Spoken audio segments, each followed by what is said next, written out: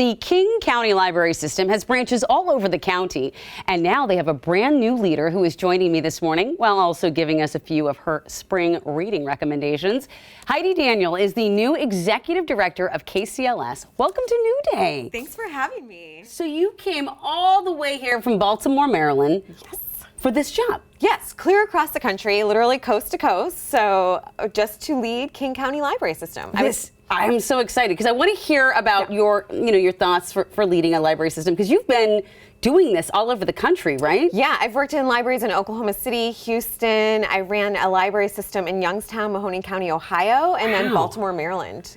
That is incredible, because now you're getting a whole sampling of the swath of our nation, and everyone's got very different feelings on books and things of that nature. Definitely. How did you get started working in libraries? So it was just a coincidence, but libraries had always been really important to me in my personal life. Neither of my parents went to college, so they would take me to the public library as a way to get me to love education. They thought if she loves to read, she will want to learn things and she'll go to college, and that was their dream for me. So it obviously worked well. And then I ended up working in an outreach department in libraries while I was in graduate school, just between jobs, and realized it was a perfect fit career for me. So I changed my graduate program and got my library science degree, and here I am. I love you. Library science majors, they save your life every time. So be nice to those library science majors. Definitely. So let me ask you, I know that we have talked a lot about in the media, you've seen, the fight for literacy and the importance for that. I know that the library does a lot of work in making sure that underserved communities are getting access to libraries and reading, right? Absolutely. We love to center the most impacted so that everyone can have access to resources, education. So like myself, have access to resources you might not be able to access otherwise, to empower you and move forward in life in the best way possible. That's what libraries do. It's what public libraries do through access to resources, materials, books. It's an amazing service to the community, and King County has an amazing reputation nationally and is one of the busiest libraries in the country. I didn't know that. Yes, it is. That's crazy. In fact, it had the third highest circulation in the country for ebooks this year. And it is really an incredibly well-loved, well-utilized resource by the entire county of King County. Yeah, that's so good to hear. Can you help me with my Libby app later? Yeah, I'll try. I mean, I don't do much library stuff anymore, but I know someone who can help you. Okay. All right, let's talk about these wonderful recommendations you brought, because I've never had the head of a library give me some recommendations, so I'm excited. I love doing it. So tell me, what's this first one? How to know a person. So this is David Brooks, and if you don't know him, you should get to know him. He's a nonfiction writer. He's written a lot of books about character, about the country. This book really probes into how to know another person deeply, how to really connect and understand and listen. So it's good for people who want to know other people in a new way, who want to do those deep connections with individuals, and also really is a great look at how we can kind of start to bring together these fragmented sections of our country in a deeper, more civil conversation.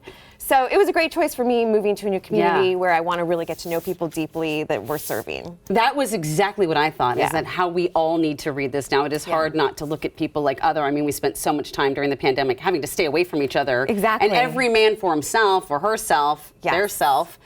It's important that we read something like this. Okay. Absolutely, and it's a great guide for making those connections. I love it. Okay, the next one is Anita de Monte Laughs Last. This is a novel. Yes, it is, by Xochitl Gonzalez. Her first book was a book called Olga Dry's Dreaming, and that was a debut novel that was my favorite pick the year it came out. It was an incredibly well-written, funny portrayal of Latinx life in New York City.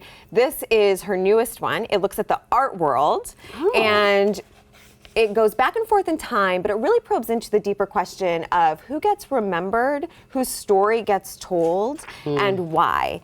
And as someone who is a librarian who works in the realm of stories and information and archives, it's really fascinating to me, as well as just, again, as someone who has a deep interest in DEI work, it's really interesting to think about who tells the story and who gets to be remembered. And it looks like the format is really unique in that it has different different chapters are different people's perspectives. Yes, it's two different women back and forth. They're both artists, and they have some parallels between their lives. So it goes between, I think, 85 and 95, and they're both artists in New York City. That sounds like a very fascinating book. Yes, okay, definitely. The next one is Home Waters: A Human and Natural History of Puget Sound. Did you read this to get to know us? Yes, I did, actually. It's a University of Washington Press book, and I really wanted to get to know the history of the place where I was moving. And this book is great because it's a deep dive into both the human and ecological history and the amazing biodiversity in the area, as well as the human diversity. It has ecologists, biologists, tribal authorities, all telling different stories to piece together the history of Puget Sound. This is and for me, it was fascinating. really fascinating. And Yeah. I think even if I had lived here a long time, this would be a fascinating book to read because I'm sure there's much in here that not everyone knows. This is just a great mixture of all sorts of history in here. This is great. Yes, and there's pictures, so Get this for the kids too. Yeah. Okay. And then finally, Let Us Descend.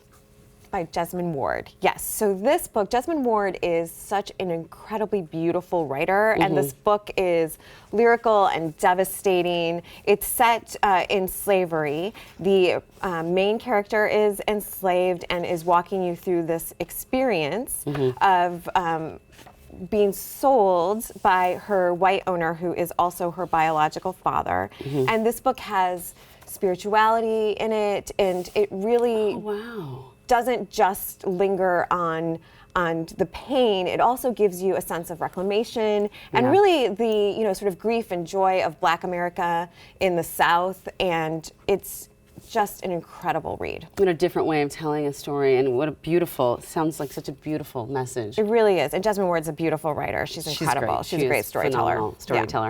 I have to say, this is so great to meet you. These are great book recommendations. The one way I learned this city when I moved here 10 years ago was when I'm a big fan of urban fantasy. Okay, yes. Me too. Me too. I didn't bring any of those today, but Okay, that's okay. You're going to get to know me. You're going to start bringing them. I'll start bringing them for you. And so you're going to, that is the way I like to get to know a city. And so there's a lot of urban fantasy books based here in Seattle. A lot more than you imagine. I'm going to have to get some recommendations from you. Oh, I will. For me. Commercial break. I got Good. you. All right, I got excellent. you. Thank you so much. I really appreciate chatting with you, and Yeah. I'm so excited to see where you take the library. Me too. Thank you so much for having me. All right.